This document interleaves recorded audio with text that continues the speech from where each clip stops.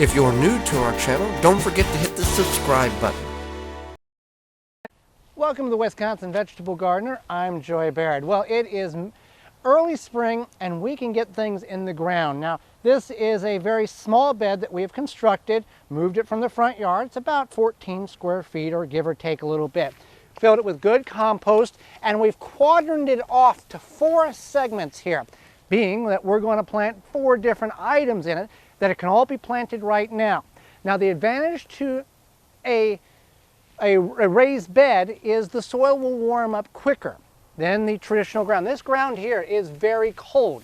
The soil here, though it was delivered recently, is very warm.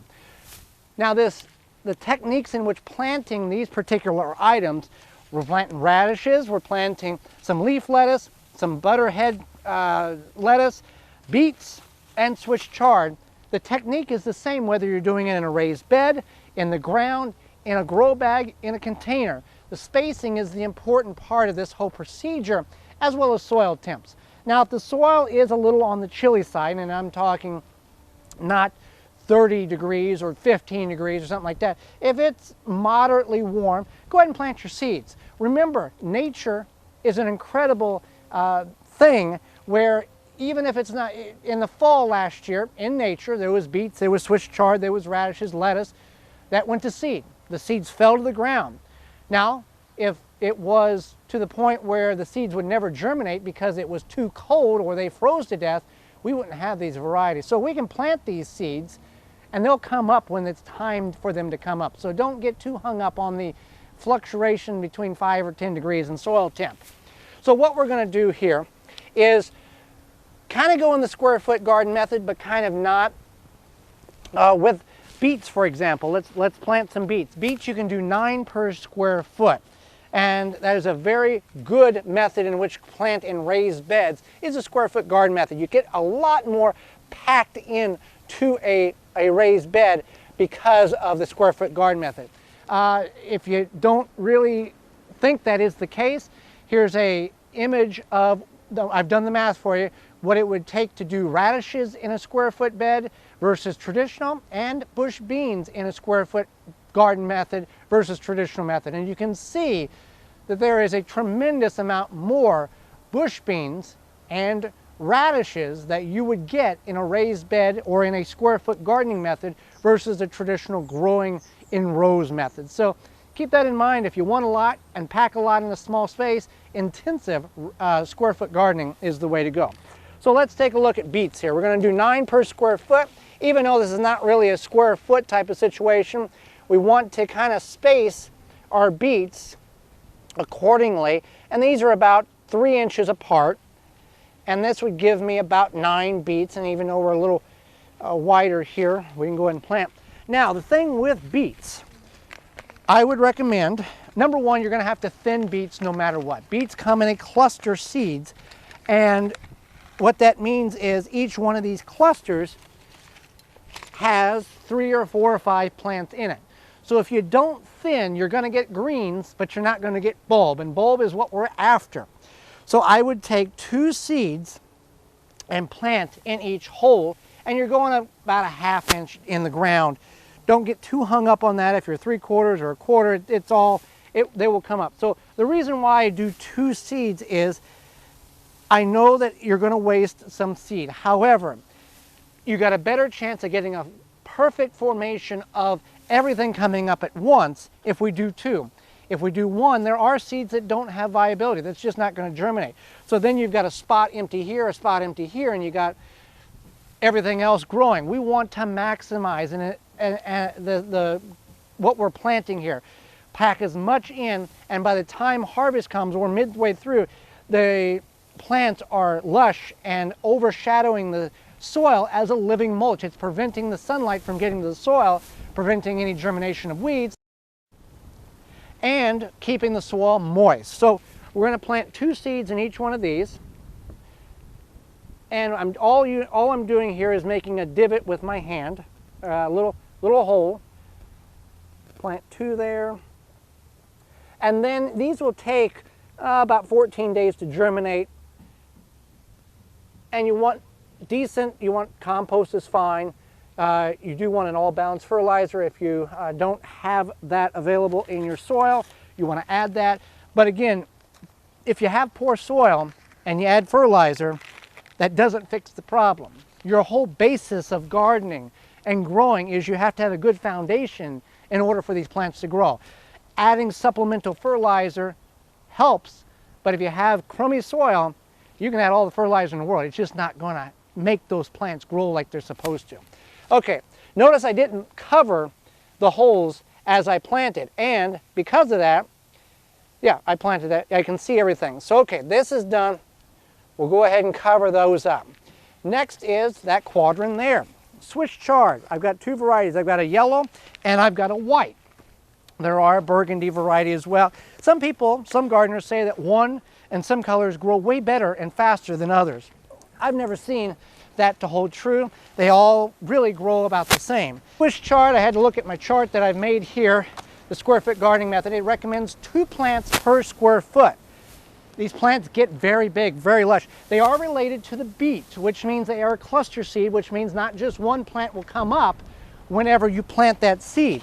So this here is about a little bit more than a square foot. So what I'm going to do is I'm actually going to plant 4 in this here. Intensive planting, cramming a little tighter together to get a maximum production to cover the soil. So I'm going to do 2 of the yellow, and 4 came out, so we'll just, 2 plants of the yellow, and again, planting 2 seeds per hole to make sure we have good germination.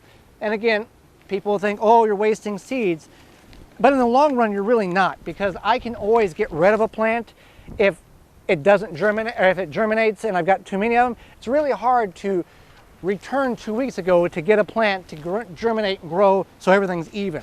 Okay, so next one is going to be the white, and 2 there, 2 here. You can soak these seeds to increase the acceleration of germination if you so choose to. Okay, those are done. 2 more to go. Going to do some radishes. Now, I like radishes, and the reason why radishes may be peppery or spicy is because they haven't had enough moisture, and also the day length's getting longer and it's getting hot, so there's a lot of contributing factors. So this here is a larger quadrant here. These are not, mathematically even, so we're just going to work with what we got here. I've got a purple plum that will take 20 to 50 days. I'm going to do this here. Then later I'm going to do champion red radishes over here. The thing about radishes, please don't start them indoors and transplant them. It's a wasted time. It's a root crop. It doesn't work well. And again, 21 to 30 days for most radishes. By the time you start them inside and transplant them, you've already damaged the root. You put them in a shock. You got to harden them off. Drop them right in the ground. And also succession plant. So we'll do these 2 here today, and then in a week we'll go to another bed and do another quadrant. So you don't have 80 radishes coming up at the same time, because you're not going to consume all of them.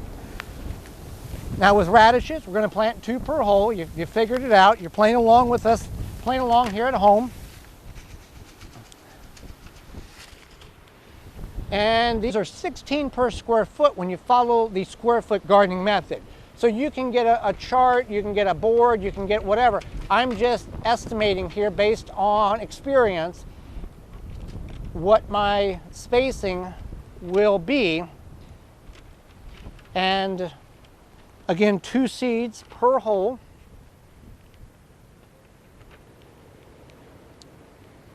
And if you drop a couple in there, it's not a big deal. Here's the thing, when we thin out these beets and the radishes, and really anything, you can follow this rule.